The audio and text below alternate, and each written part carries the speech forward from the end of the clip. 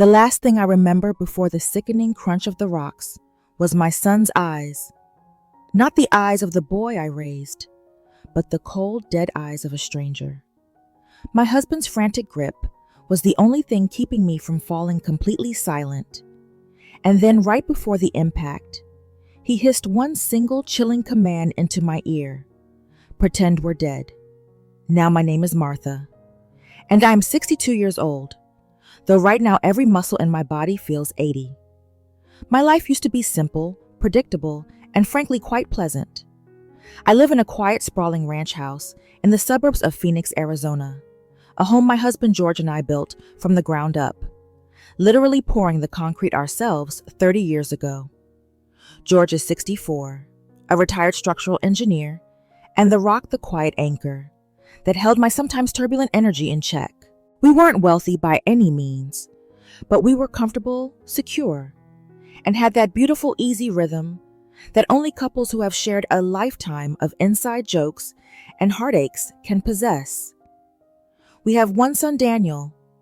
Daniel is 35. He was the center of our universe for so long.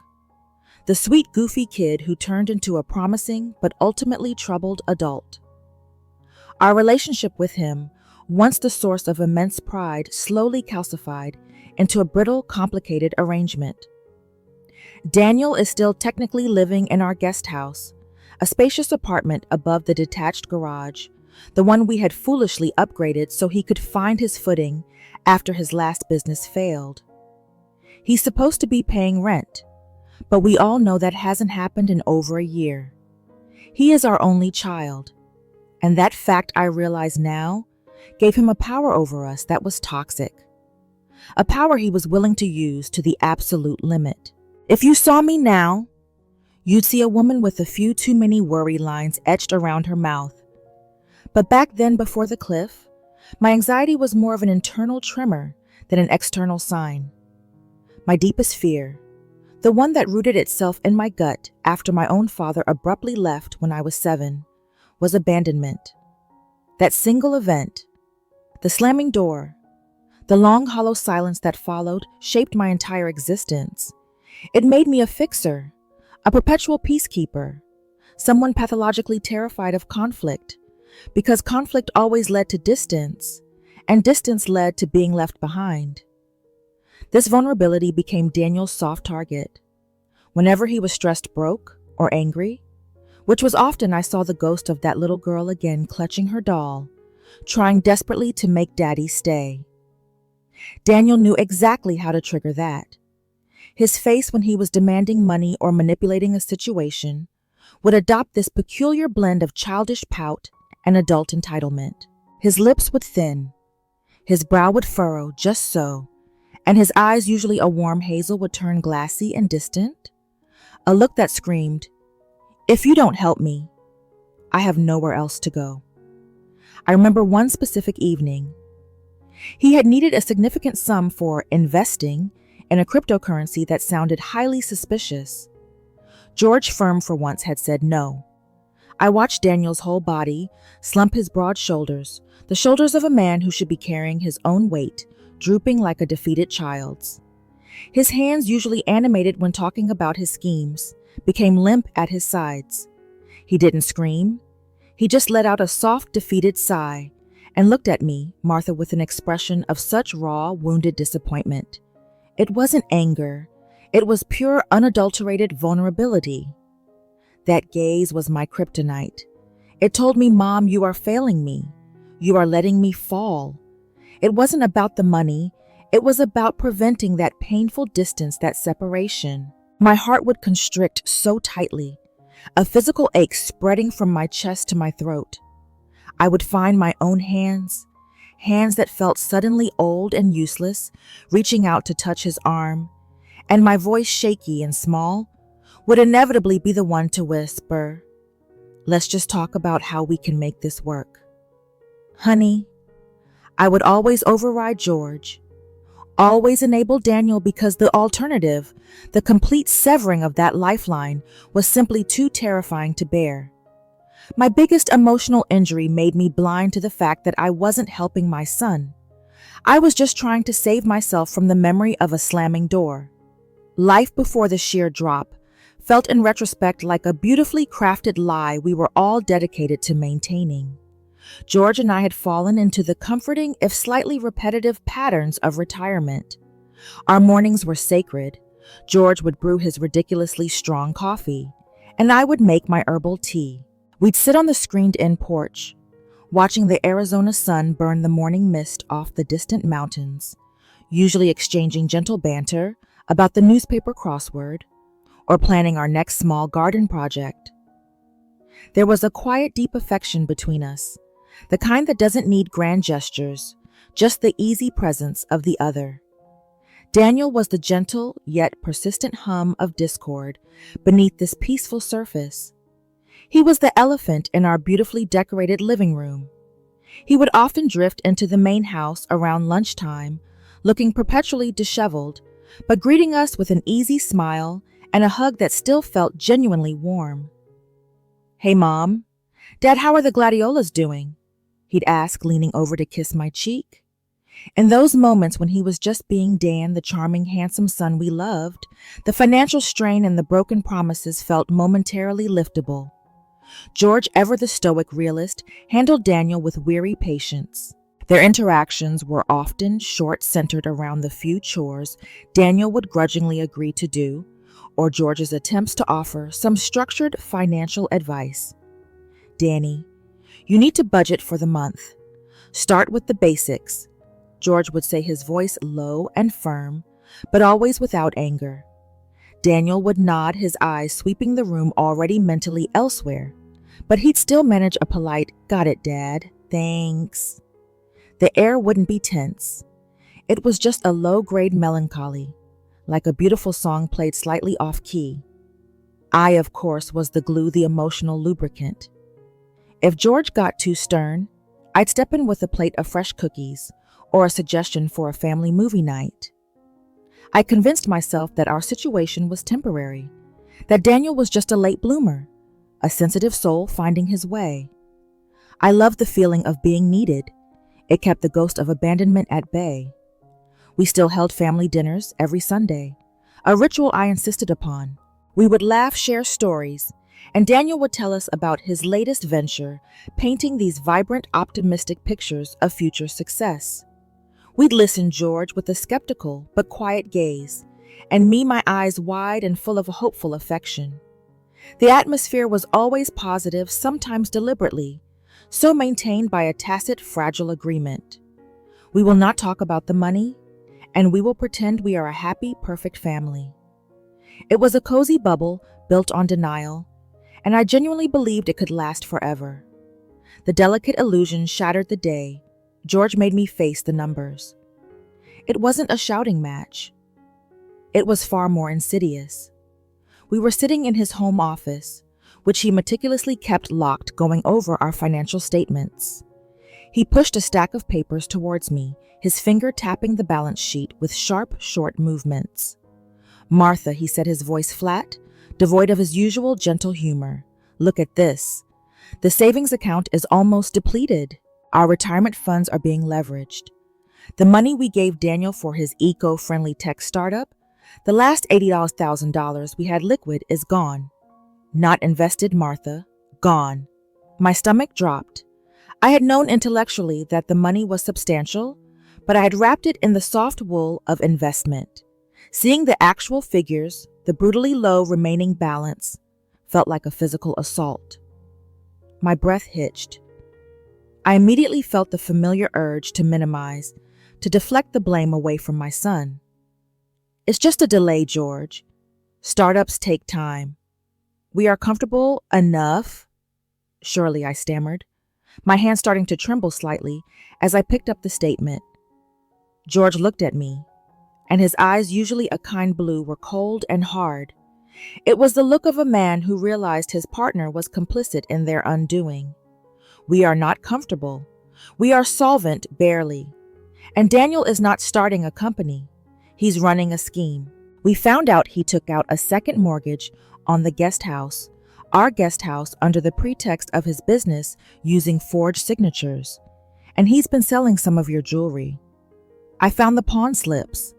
That word forged hit me like a blow to the chest. My breath rushed out.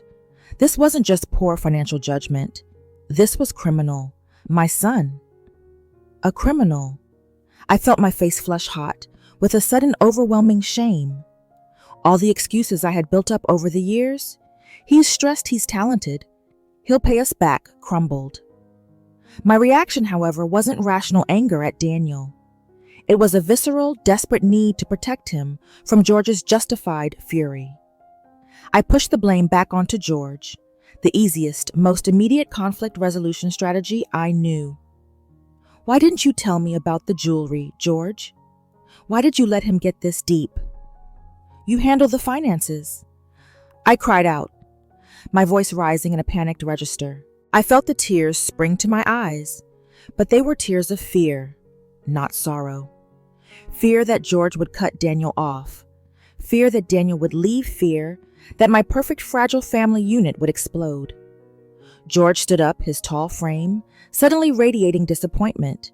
He didn't shout. He just shook his head, a slow, heavy gesture that conveyed years of frustration. I didn't let him, Martha. I fought you every step of the way, but every time you went behind my back and covered for him. You gave him the final $20,000 after I explicitly told you to stop. And now you're accusing me. The weight of his words, the undeniable truth of my actions, was crushing. My eyes darted away from his, settling on the window, the sun too bright outside. I felt my jaw clench so hard my teeth hurt. I wasn't just enabling Daniel. I was actively undermining my husband, the one person trying to save us. In that moment, a sick, twisted feeling took root. Daniel was threatening our future, but George was threatening my relationship with Daniel. I was trapped between my husband and my need to keep my son close. I misunderstood George's vigilance as an attack on my son, a direct path to the abandonment I dreaded. My entire body felt rigid, coiled with defensive energy. The only way out, I delusionally decided, was to control the narrative, to protect Daniel, no matter the cost to our marriage. That was the real beginning of the conflict. Not the money, but the betrayal of trust, driven by my own deeply rooted fear. The real turning point wasn't George's accusation in the office, but the moment I realized Daniel wasn't a victim of circumstance. He was the architect of our ruin. It happened a few days later. George, acting with the quiet decisiveness of a man pushed too far, had started securing our remaining assets. He changed the passwords on all our joint accounts and began consulting an estate lawyer, a man I knew he trusted implicitly. I was furious, viewing this as a direct aggression against Daniel, and therefore against me. I felt the heat of resentment bubbling up every time George took a hushed phone call. One evening, I decided to confront Daniel, not to accuse him, but to warn him about George's actions, and perhaps find a way to circumvent my husband. I walked over to the guest house, my heart pounding a heavy, anxious rhythm against my ribs. I didn't knock. I just used the spare key I kept hidden. The apartment was dark and quiet. I called out, "Daniel, honey, are you here?" There was no reply, but I heard a faint electronic hum coming from his small office space. I approached the doorway and saw his computer screen glowing. He hadn't logged out. What I saw paralyzed me. It wasn't just a spreadsheet or a banking statement. It was a document titled "The Estate Plan Accelerating Timeline." I leaned in my hands, flying up to cover my mouth, a gasp catching in my throat. The screen detailed a calculated, cold-blooded plan. It wasn't about borrowing money. It was about taking control. There were notes about George's health, his mild heart arrhythmia, and disturbingly clinical strategies for transferring POA power of attorney due to parental incompetence. But the section that made my blood run cold, that instantly evaporated every ounce of my maternal protectiveness, was the chilling list of assets he intended to liquidate the moment George was incapacitated. And there, written in bold, casual font, was a note: "Need to neutralize Martha's emotional interference. Her fear of abandonment makes her a variable. A variable? That's all I was to him. My lifetime of love, my sacrifices, my crippling fear, all reduced to a math problem he needed to solve. The pain was instantaneous and absolute. It wasn't the slow ache of disappointment. It was the searing, blinding agony of betrayal. My internal conflict, my desperate loyalty to my son versus my loyalty to my husband, vanished. My son didn't want my love. He wanted my silence and eventually my signature. I felt a massive wave of nausea hit me. My entire body started shaking uncontrollably, not with fear, but with a pure white-hot fury. I gripped the doorframe so hard, my knuckles turned bone white. My face must have been a mask of shock and dawning horror, but inside a switch had violently flipped. The realization that my gentle, sweet son was actively planning to destroy his father and manipulate my deepest vulnerability to seize everything we owned was the moment I broke. The soft, enabling mother died right there in the doorway. I felt the physical sensation of my heart hardening, contracting into something cold and resolved. I didn't cry. I didn't scream. I just stood there taking in the full, ugly truth, realizing that George wasn't the enemy. He was the only ally I had left. The true enemy was the stranger I had raised. I backed away slowly, my eyes never leaving the screen, committing every chilling word to memory. The emotional temperature in the room dropped to absolute zero. The little girl, who feared abandonment, was finally brutally replaced by a woman fighting for her survival. My mission was no longer to keep the family together, but to save George and myself from the person we loved most. The shock of what I read in Daniel's office didn't dissipate. It solidified into concrete resolve. I didn't say a word to George that night. I needed to be completely certain to process the full weight of the danger before bringing it to him. I was a snake shedding old weak skin. The old Martha, the one paralyzed by fear, was gone. My first act was subtle, almost mundane, but deeply satisfying. I walked back into George's home office, waited until he was in the shower, and carefully retrieved the spare key to the safe deposit box, the one I had promised Daniel I would get for him weeks ago. I quietly put it through the paper shredder, listening to the satisfying zzzt of the machine, chewing up my son's future access. Justice building. The next morning I woke George early.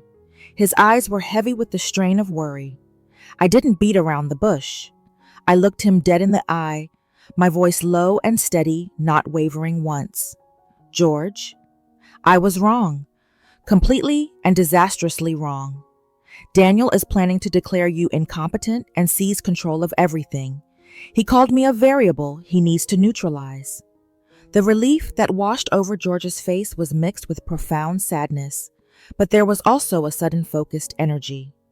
The fight was no longer George versus me. It was George and me versus Daniel. We were a team again, bonded by a chilling external threat. Our immediate strategy was to create a wall of legal and physical barriers. George, the meticulous engineer, was fantastic at planning. I, the emotional peacekeeper, was now weaponized with knowledge perfect for gathering intelligence. Phase 1. Cutting the financial lifeline. George immediately revoked Daniel's access to the shared business credit card, citing irregular use. More importantly, we went to the bank together and executed a complete transfer of our remaining liquid assets into a new trust account in both our names, with a third-party trustee, George's lawyer, as the only secondary signatory. The trust was legally airtight, designed specifically to prevent any power of attorney claims Daniel might eventually forge. This action felt like cutting the cord. It was painful but necessary, like removing a tumor. Phase 2. Physical security. I took charge of this. The anxiety that used to paralyze me now fueled my hypervigilance. While George was meeting with the lawyer, I drove to the nearest home security store. I purchased and personally installed 4 discrete security cameras, one aimed directly at the access road to the main house, one at the front door, one at the main office door, and one cleverly disguised as an ornamental weather gauge pointed at the entry of the guest house. I spent hours connecting them to a cloud server accessible only through a password known solely to George and me. It felt thrilling, almost like a spy movie, except the villain was my own flesh and blood. Every time I adjusted a camera angle, I felt a surge of strength. Phase 3. Gathering evidence. This was the most tense part. I knew Daniel's pattern. Once the money dried up, he would escalate. I started recording all interactions, every argument, every sob story, every passive-aggressive comment. I kept a small voice-activated recorder in my apron pocket. One day, Daniel stormed in, demanding to know why his credit card was declined. "This is my money, Mom. You and Dad are freezing me out. You'll regret this. I swear I have rights," he shouted, his face contorted in a terrifying mix of fury and panic. That recording documenting his threats and his assertion that the money was his became our most critical piece of evidence. I remember shaking as I listened back, but the sound of his rage was also the sound of my freedom being purchased. It was terrifying, yes, but beneath the fear, there was a tiny persistent flicker of self-preservation, a grim dark humor that whispered, "You're messing with the wrong mother." The goal was simple. We were not going to fight his emotional manipulation. We were going to fight his legal maneuvers with hard, undeniable proof. Every click of the recorder, every locked account, every installed camera was a brick in the wall of our defense, and it gave me a fierce protective focus I hadn't felt in years. Daniel's predictable escalation arrived with terrifying speed. When he realized the money was truly gone, not just delayed but locked down, he didn't try to sweet-talk me anymore. He went for the jugular precisely as he had planned in that document. One Tuesday morning, George and I were having breakfast, reviewing the footage from the night before, when the front door chime rang repeatedly. I opened it to find Daniel standing there, not alone. He was flanked by a tall, impeccably dressed lawyer I didn't recognize, and a woman in a pastel blazer with a concerned clinical expression. A social worker or a therapist? I realized with a sickening lurch. "Mom?" Dad Daniel began, his voice chillingly composed, utterly devoid of the usual affection. "I'm here with my counsel, Mr. Peterson and Dr. Evans. We are initiating legal action to assume control of the estate. Based on Dad's documented health issues and Mom's documented history of erratic financial decisions, a clear reference to the money I gave him, we are petitioning the court for a conservatorship." My heart hammered against my ribs, a frantic trapped bird. This was it, the climax of his plan. The lawyer Peterson stepped forward, holding a sheaf of documents. "Mrs. Harrison, Mr. Harrison, we have documentation proving financial instability and undue influence. We recommend you cooperate to ensure a smooth transition of power of attorney." But the real soul-crushing blow came from Dr. Evans. She looked directly at me, her expression pitying.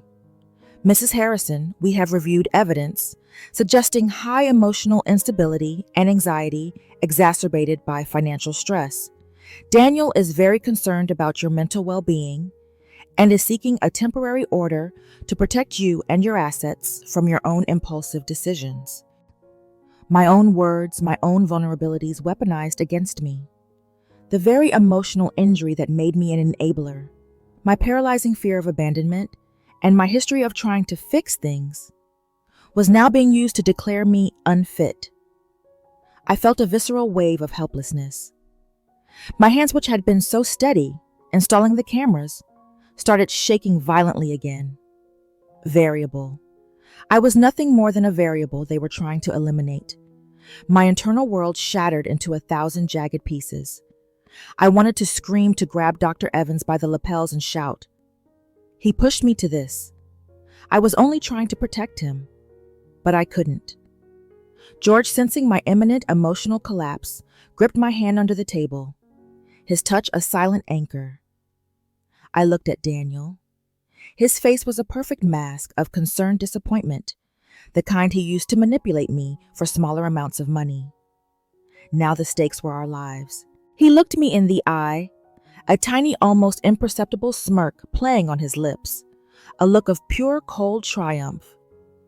In that fraction of a second, I saw not my son, but the predator who had been living under our roof, waiting for the perfect moment to strike.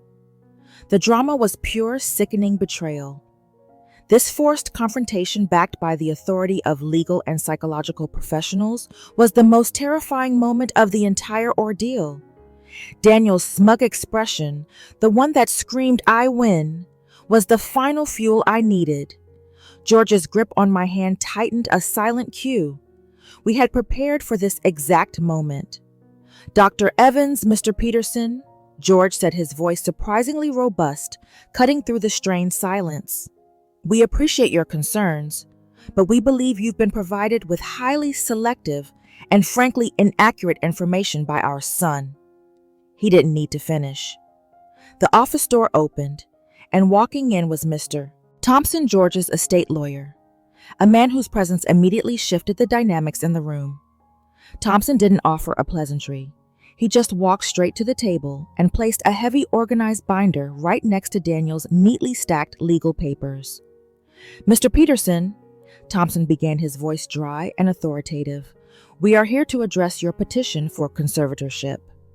Before you proceed, I must inform you that my clients, Mr. and Mrs. Harrison, have initiated preemptive legal action.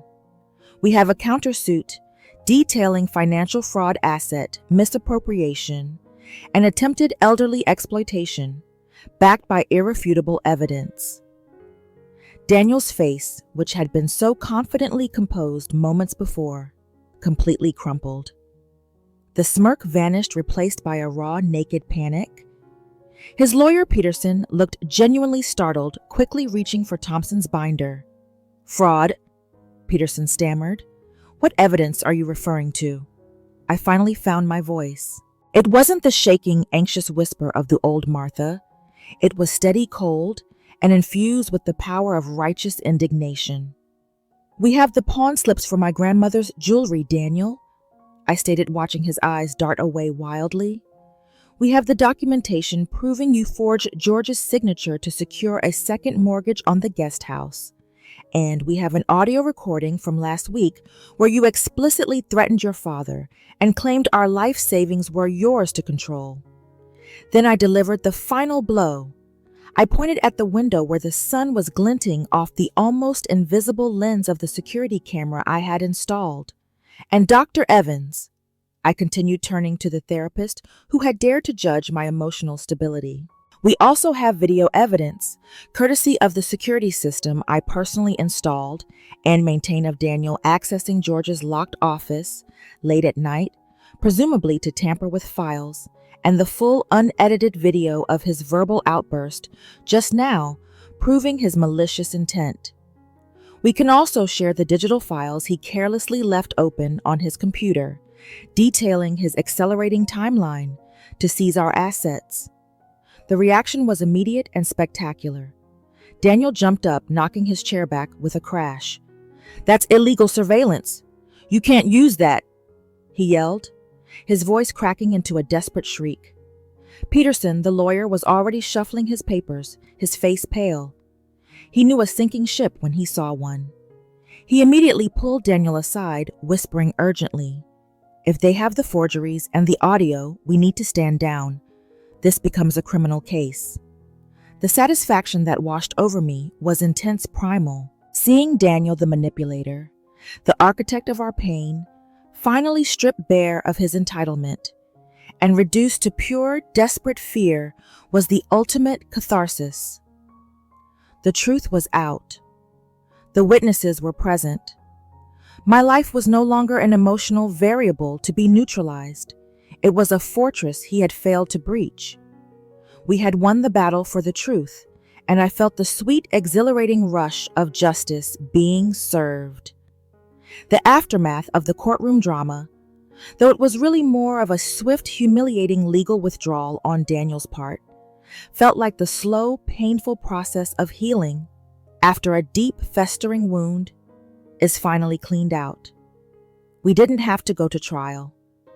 Once George's lawyer presented the irrefutable evidence of forgery, attempted fraud, and the audio recording of Daniel's threats, Daniel's counsel advised him to drop the conservatorship petition immediately. The alternative was criminal prosecution. The terms were harsh, yet necessary. Daniel was forced to sign documents acknowledging the fraud, and he was required to vacate the guest house within 48 hours. We issued a restraining order keeping him away from our property and our personal finances.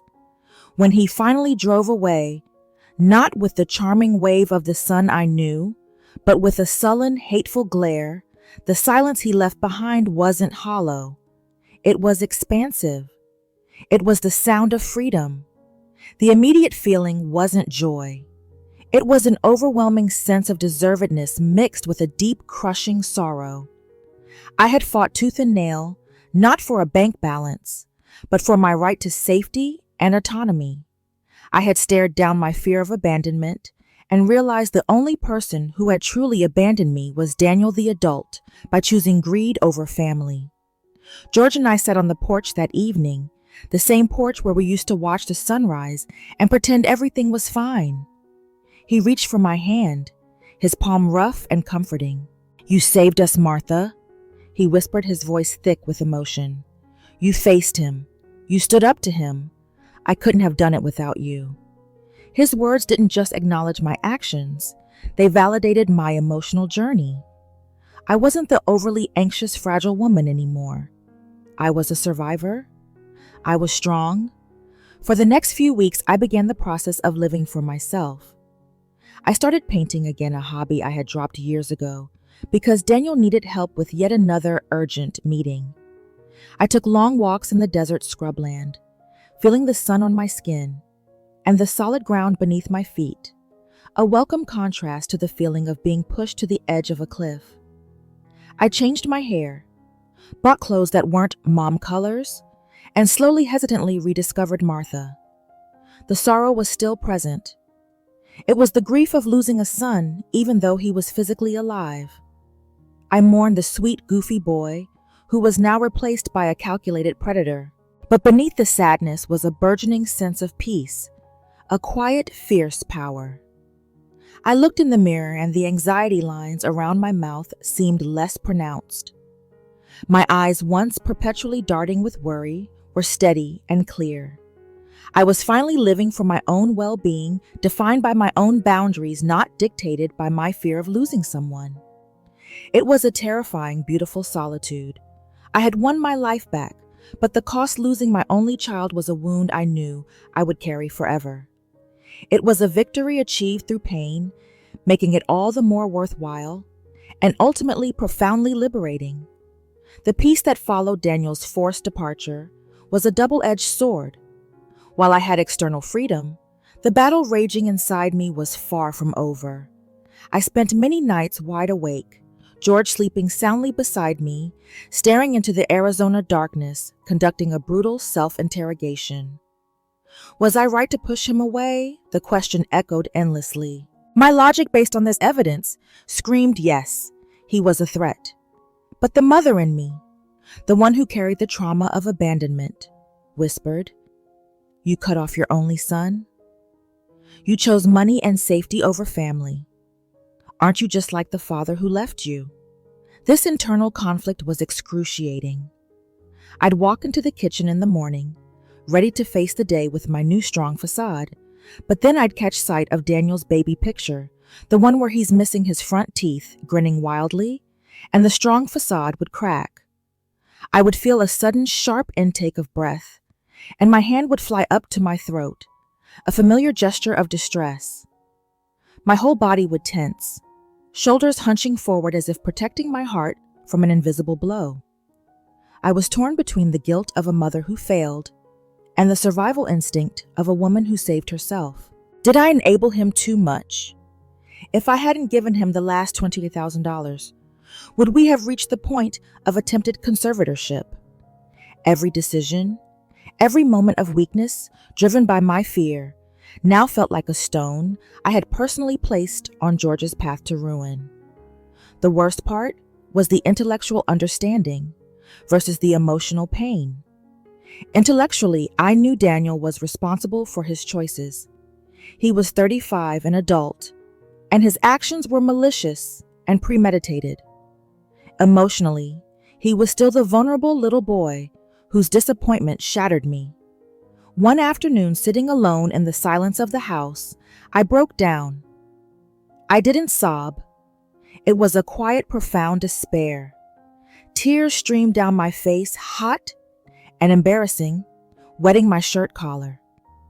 I covered my face with my hands, and I realized my fingers were tracing the worry lines I had tried so hard to smooth away the physical manifestation of years spent worrying about Daniel's next crisis. I curled in on myself, hugging my knees to my chest, a posture of primal self-protection. I had gained self-respect and safety, but I felt like I had lost a limb. The victory was tainted by the knowledge that I had to destroy my son's access to my life to survive. The right choice was undeniably the hardest. The emotional tug-of-war was relentless survival versus motherhood. I was fighting not just the external consequences of Daniel's actions, but the fundamental structure of my identity as a protective mother. It was a loneliness I hadn't anticipated, a profound sadness that whispered, "You are free, but you are also alone." This internal reckoning was the heaviest burden I carried after the dust settled. The internal conflict didn't disappear overnight, but it began to transform shape by the hard-won clarity of truth. I realized that my survival depended not on eliminating the guilt, but on understanding its root cause and choosing a healthier path forward. The single most agonizing lesson I learned was this: empathy without boundaries is self-destruction. My deep-seated fear of abandonment made me mistake enabling for love. I thought covering Daniel's mistakes meant I was being a good mother, but I was actually robbing him of the natural consequences that force growth. I saw the look on Daniel's face when he tried to take our lives. It was a face that had never been told no effectively. I realized my failure wasn't in eventually cutting him off. It was in not setting firm boundaries 30 years ago. I had conflated my son's happiness with my own emotional safety. My biggest mistake was treating an adult man who was systematically exploiting us as the fragile child who needed my protection. I learned that true love, even the fiercest maternal kind, must prioritize integrity and consequences over momentary comfort. I had to face the cruel irony. I enabled the very behavior that led to my abandonment, not by my father, but by my son. This realization was the cold water that finally woke me up. My decision was painful but definitive.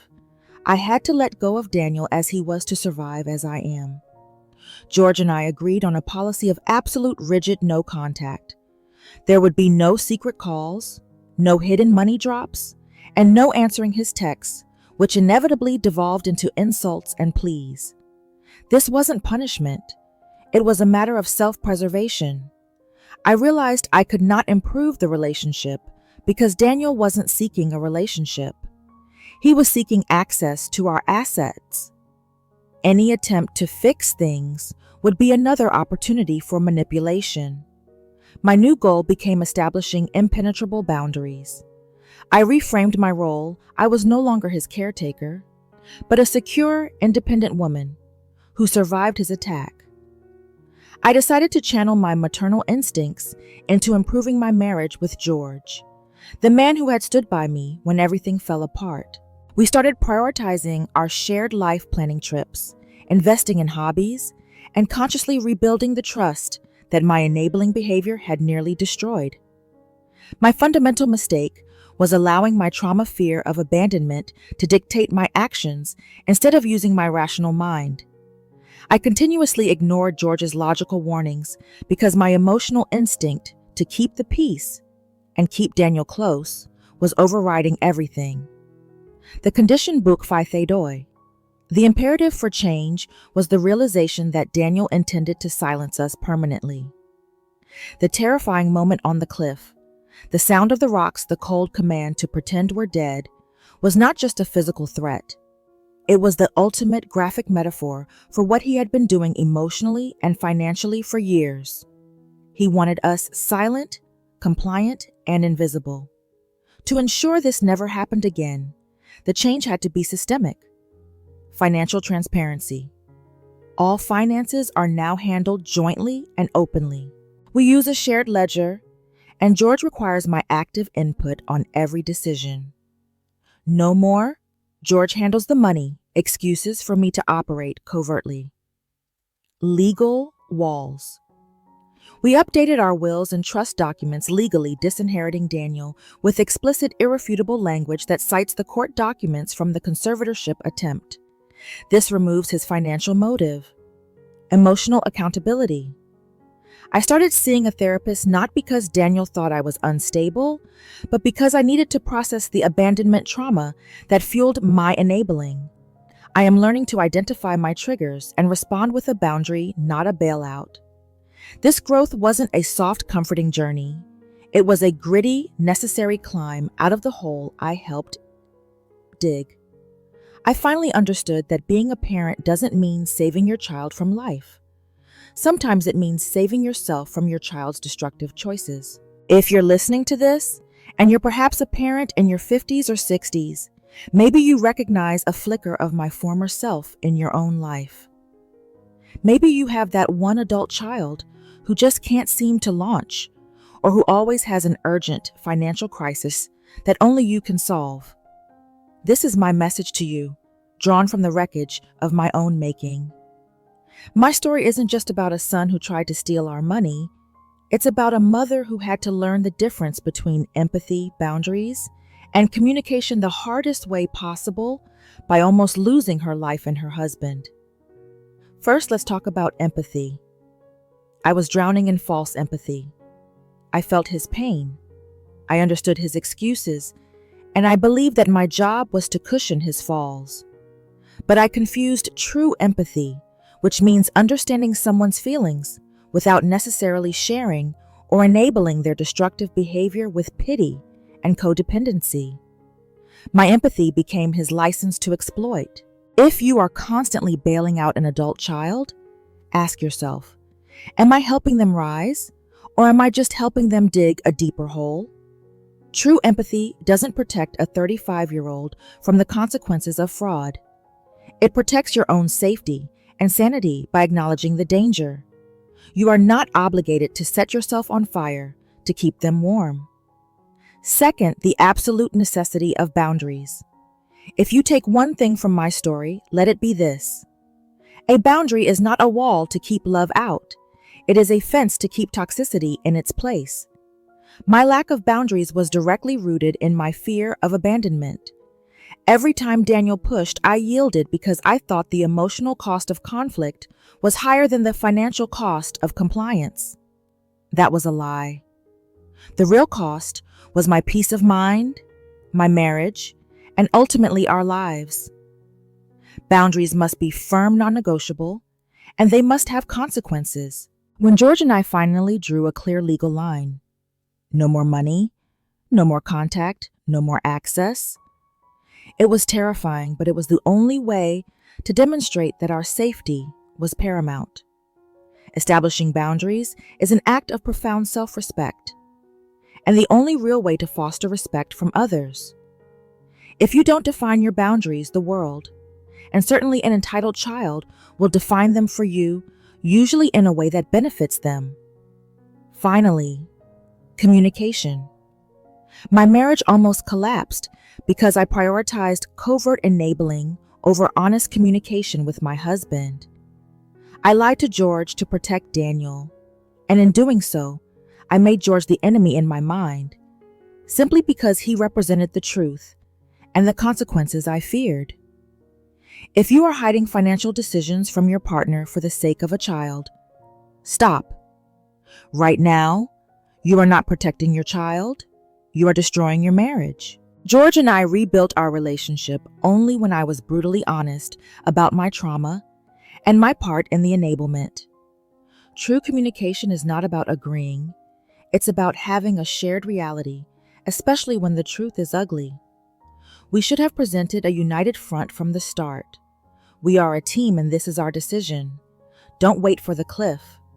Don't wait for the sound of the rocks. Don't wait until you have to pretend you are dead to be safe. If you have an adult child who is undermining your financial or emotional well-being, take the legal steps today. Document, consult a lawyer, and most importantly, find the courage to say no. Your life, your future, and your most important relationship, the one with your partner, depend on it. Learn from my near-fatal mistake. The greatest love you can show your adult child is the one that forces them to grow up, even if it breaks your own heart in the process. So here I stand now, months later in the living room. George and I worked so hard to build. It's quiet, yes, but it's a quiet place full of safety, not sorrow. George and I are planning a trip to Italy, a trip we postponed for 5 years because Daniel always needed just one more loan. We are finally living the retirement we earned, defined by freedom, not fear. I had to face the monster I raised, and in doing so, I faced the deepest, darkest parts of myself. The battle was horrific, but the victory, the right to live securely, is sweet and absolute. I am no longer Martha, the enabling mother defined by abandonment trauma. I am Martha, the survivor, the woman who fought for her life and won. And if you are currently fighting your own quiet battle, please know that you are stronger than your fear. If my story resonated with you, if you see yourself bending too far backward for someone who is taking advantage, don't ignore that warning sign. This is the time to act. Please, if this story helped you find the courage to set a boundary today, subscribe to our channel and hit the like button. Share this video with someone you know who is still putting their fear above their self-respect. What legal steps did you have to take to protect your family? Tell me your story in the comments below. Next time, I'm going to share the full, unedited audio recording from the day Daniel tried to have George declared incompetent. It's hard to listen to, but it proves everything. Make sure your notifications are on so you don't miss it. Thank you for listening. Stay strong and protect your peace.